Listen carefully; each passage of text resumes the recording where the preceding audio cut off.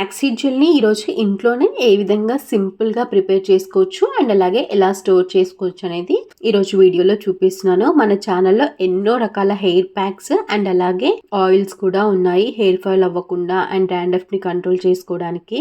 So మీరు ఒకసారి వాటన్నిటిని చూడండి మన ఛానల్లోకి వెళ్ళి. ఇది వచ్చేసి best tip for hair fall and అలాగే హెయిర్ గ్రోత్ కూడా. మన హెయిర్‌ని కూడా చాలా సిల్కీగా, స్మూత్‌గా, షైనీగా ఉంచుతుంది. దీన్ని ప్రిపేర్ చేసుకోవడం కూడా చాలా సింపుల్ అనమాట.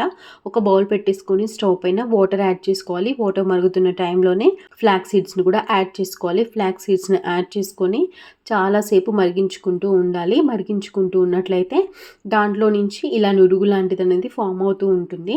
మనము స్పూన్తో కలుపుకుంటూ చూసుకున్నట్టయితే జెల్ ఫామ్ అయ్యేది మనకు అర్థమైపోతుంది అనమాట.